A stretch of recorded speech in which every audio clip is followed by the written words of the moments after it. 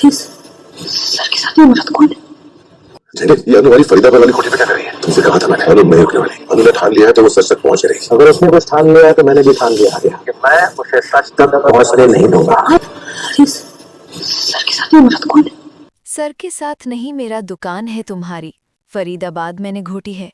तुमसे कहा था मैंने नहीं रुकने वाली। अगर ठान लिया है तो वो सच तक पहुंच रही। अगर उसने कुछ ठान लिया तो मैंने भी ठान लिया कि मैं उसे सच तक पहुंचने नहीं दूंगा। इस लड़की के साथ कौन है? सीरियल तुमसे तुम तक में आ गया है बहुत ही धमाकेदार ट्विस्ट। जी हाँ, आप आने वाले ट्विस्ट में देखने वाले हैं कि यहाँ पर अब जो अनु है आखिरकार वो पहुँच चुकी है आर्य के सच तक।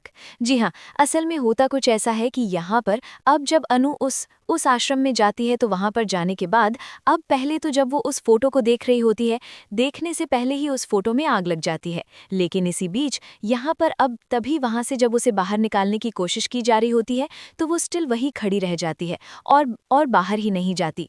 तभी बाहर जाने के बाद सब उससे पूछते हैं कि आखिर वो ऐसा क्यों कर रही थी। तभी वो कहती है कि पता नहीं मैं कहाँ खो गई थी, मुझे खुद भी नहीं पता। जिसके बाद यहाँ पर एक लेडी होती है और वो कहती है कि मैं तुम्हारी मदद कर सकती हूँ, तुम राजनंदिनी जी से मिलना चाहती हो। लेकिन यहाँ ना आज तक कोई भी उनसे नहीं मिला है, लेकिन हाँ उनका एड्रेस ज़रूर है यहाँ पर। जिसके बाद अब यहाँ पर वो एड्रेस दे देती है फिर अनु को। जिसके बाद अनु सीधा घर पर पहुँचती है और घर पर जाने के बाद सिमरन से कहती है कि तुझे मेरे साथ चलना है इस एड्रेस पर।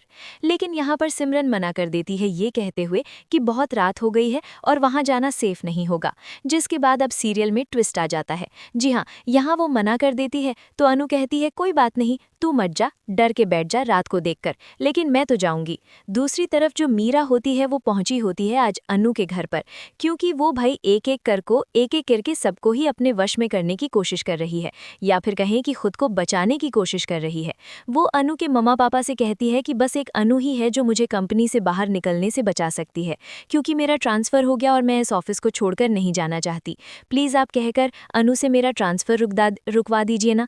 जिसके बाद अब यहाँ पर वो लोग अनु से बात करते हैं, उससे पहले ही अनु घर से निकल जाती है। जब वो उस जगह पहुंचती है तो वहां जाने के बाद वो देख रही होती है चीज़ों को, क्योंकि वो कहीं और नहीं बल्कि आर्य और राजनंदिनी की पुरानी हवेली में गई होती है। जी हाँ, जहां पर पहुंचने के बाद अब वो परेशान हो जाती है और अब उसे समझ नहीं आता कि आखिर वो कैसे करे।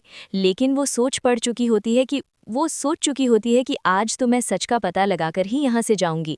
दूसरी तरफ अब वहाँ पर झंडे भी पहुँच चुका होता है और वो उसे रोकने की कोशिश करता है और साथ ही यहाँ पर कॉल करता है आर्य को और बताता है कि अनु तो तुम्हारी फरीदाबाद वाली हवेली पर पहुँच चुकी है।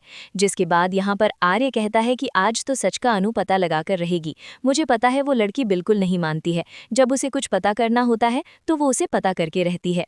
जिसके बाद झंडे कहता है कि अगर वो पता करने आई है ना तो मैं उसे रोकने आया हूँ और मैं कुछ भी करके उसे रोक लूंगा। जिसके बाद यहाँ पर वो उसे रोक पाता उससे पहले ही अनु के हाथ एक फोटो लग जाती है जो कि आर्य और राजनंदिनी जी की होती है, जिसे देखकर अनु शॉक्ड रह जाती है और सोचती है कि आखिर सर के साथ ये औरत कौन है। जिसके बाद वो बहुत ही परेशान हो जाती है।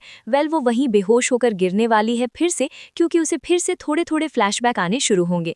जी हाँ, अब यहाँ पर झंडे क्या करेगा अब देखना काफी धमाकेदार होने वाला है। आखिरकार कैसे पहुंचेगी अनु अपने घर वापस और पुष्पा जी का और भोपाल जी का हाल इस समय क्या हो रहा होगा।